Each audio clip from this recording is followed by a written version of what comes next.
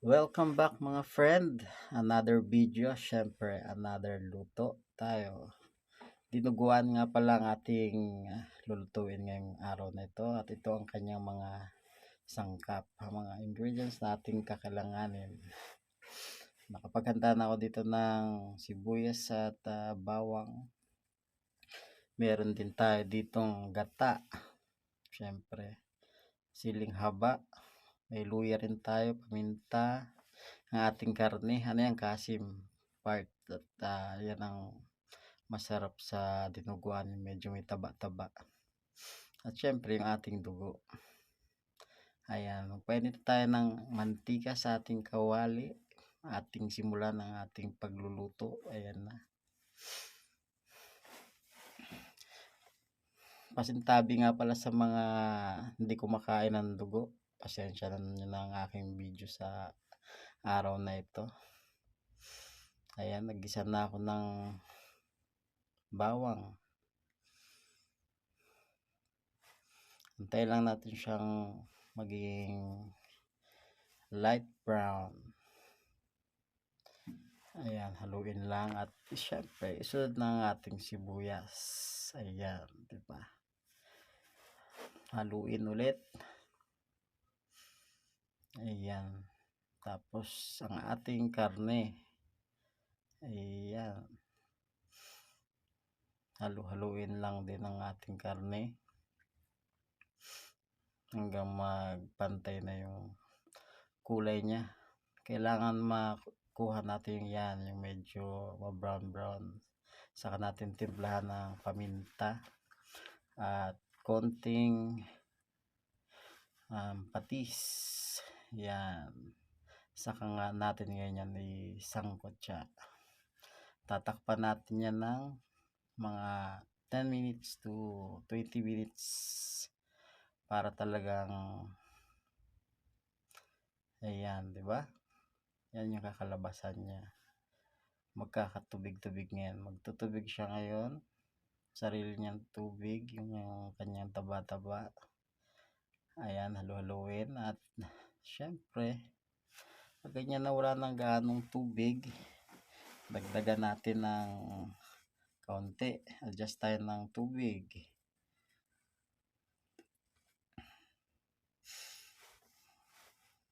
Ayan, magdagdag tayo ng tubig dyan. Ayan, tapos takpan natin, ayan lang na kumuli ulit. Tapos habang ibabad natin tong ating luya dito sa gitna ng sa may sabaw-sabaw lang para lang kumatas yung luya. Kukunin lang natin yung katas ng luya, hindi natin siya ihalo mga friend, at may ayaw ng luya sa amin, kaya nang ginagawa ko. Ayan, kita nyo, lutong-luto na yung laman yan, at saka natin ilagay ang ating gata. Ayan, ganong proseso pa rin mga friend. Paglagay ng gata, haluin at yan na yung kanyang kinalabasan, di ba? Maglagay tayo ng isang 4 cubes at konting asin, panimpla. Ayan na, panalo mga friend, all goods na yan. Dugo na lang ang kulang, di ba? Ayan, halo natin ang dugo, huwag nang patagalin yan. Ayan, halu-haluin lang yan mga friend para hindi mamuo. Tuloy-tuloy nyo lang yung halo para hindi mamuo. Yung nga pala niyan, yung dugo, bali binabaran ko ng konting suka, tasin.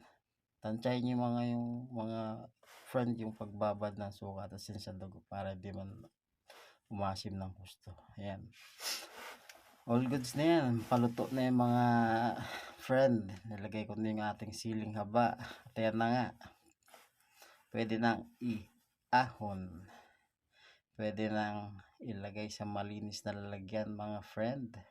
Luto na ang ating dinuguan, kitang kita naman, di ba?